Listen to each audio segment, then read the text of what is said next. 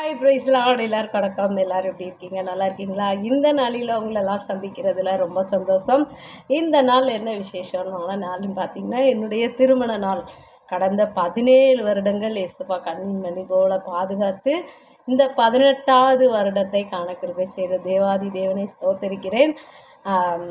கடந்த நாட்களில் எத்தனையோ உபத்திரவங்கள், எத்தனையோ அடிகள், கஷ்டங்கள், பாரங்கள் வந்தாலும் கூட ஒவ்வொரு நாளும் இயேசப்பா என்னை கண்ணின் மணி போல் பாதுகாத்து கொடுக்குறார். அதே போல் 3 ஆண் பிள்ளைகள் அன்று தந்திருக்கார். மூத்த பையன் 12th படிக்கார், அடுத்தது 10th, அடுத்த பையன் ஜெபின் குட்டி 1ஆவது போக போகிறாரு. எல்லாரும் உங்களுக்கு தெரியும்.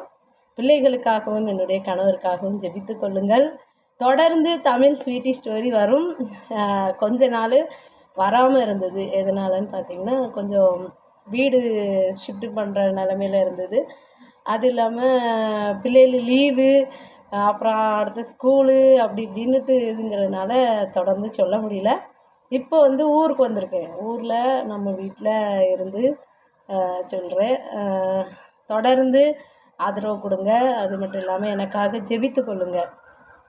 18 வருடங்களில் எனக்கும் எங்கள் வீட்டுக்காருக்கும் பார்த்திங்கன்னா சின்ன சின்ன சண்டைகள், பெரிய சண்டைகள் இல்லை, சின்ன சின்ன சண்டைகள் வந்திருக்கு.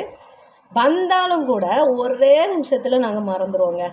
அடுத்த நிமிஷமே இது பண்ணணும், அது பண்ணணும், அதை எடுத்தா அப்படி எதையாவது பேசிடுவாங்க. நான் தான் திடீர்னு இப்போ தானே சண்டை போட்டிங்க அப்படின்னு சொல்லுவேன். ஆனாலும் அதை உடனே மறந்துடணும் அப்படிங்குவாங்க.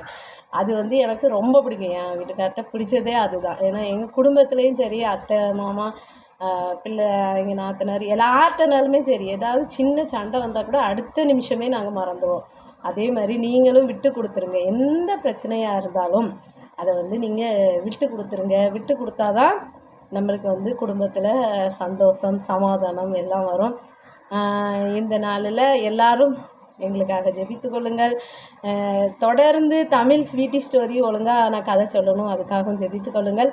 என்னுடைய 3 பிள்ளைகளுக்காகவும் ஜெபித்து கொள்ளுங்கள். ஓகே, பாய்.